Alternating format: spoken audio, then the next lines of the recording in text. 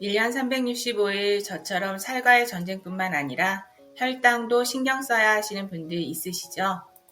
꼭 병원약을 안 먹어도 서구화된 식생활과 간식 문화로 혈당은 나이에 상관없이 관리해야 합니다.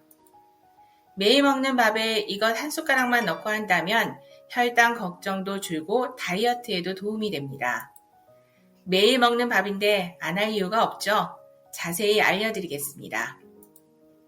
저희 100세 건강 당당 채널은 건강한 생활을 위한 정보를 전해드립니다.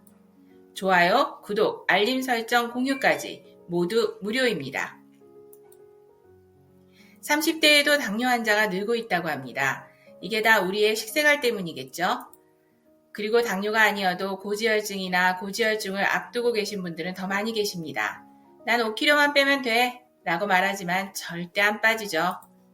쉽게 살이 빠진다면 인류의 병 50% 이상은 저절로 없어질 거예요. 비만은 만병의 근원이니까요. 오늘은 집에 있는 식재료로 아주 간단한 방법으로 혈당을 천천히 오르게 하면서 밥의 칼로리도 확 줄이는 방법을 알려드리겠습니다. 매일 밥하실 때 이거 한 스푼만 넣으시면 됩니다. 바로 기름입니다. 기름이라고? 의아하시는 분들 많으실 텐데요. 기름을 넣으면 왜 밥의 칼로리가 줄어들까요? 쌀밥에 혈당을 올리고 살을 찌게 하는 이유는 전분에 있습니다. 쌀에 물을 넣고 열을 가하는 과정에서 전분의 호화가 일어나는데요. 호화는 전분이 열과 물이 만나고 열이 가해질 때 전분 입자들이 팽창되면서 구조가 변합니다. 전분이 팽창되면서 부피가 늘고 물에 잘 녹습니다. 그럼 전분이 소화되면서 쉽게 포도당으로 분해가 되고 소화가 잘 돼 흡수가 빠르고 혈당이 오르게 됩니다. 갓 지은 따뜻한 밥은 혈당이 훨씬 잘 오릅니다. 그리고 중요한 것은 저항성 전분인데 저항성 전분은 혈당을 덜 오르게 합니다. 저항성 당분은 소화 과정이 길고 포만감도 좋습니다. 일반 전분이 1g당 4칼로리인데요. 저항성 전분은 1g당 2칼로리의 열량, 즉 열량이 거의 50%가 감소됩니다. 열량이 50%나 감소되니 다이어트 할 때 아주 좋겠죠. 기름은 코코넛 오일이나 올리브 오일 같은 식물성 기름을 사용해야 합니다. 이런 오일을 넣으면 전분을 더 단단하게 만들어 주는데요. 2020년 국제생물 고분자 학회지에 나온 연구에 따르면 불포화 지방산이 많은 오일이 저항성 전분을 더 잘 만든다고 합니다. 그래서 식물성 기름이 좋습니다. 너무 기름진 것 아닌가 생각하시는 분도 계실 텐데요. 전혀 그렇지 않습니다.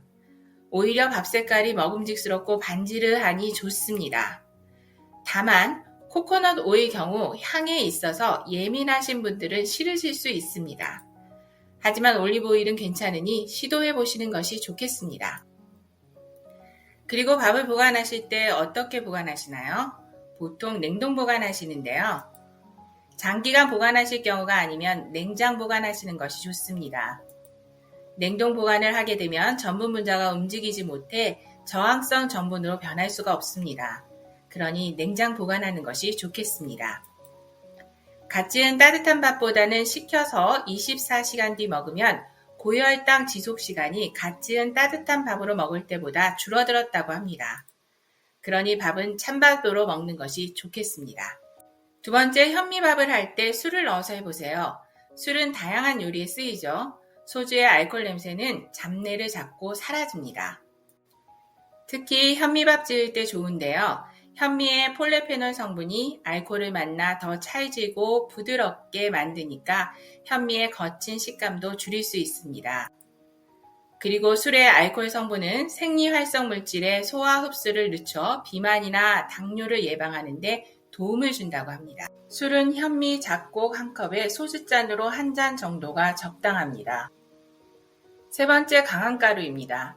강황은 호불호가 갈릴 수 있는데요. 인스턴트 카레가루가 아닌 순수한 강황가루로 해야 효과가 좋습니다.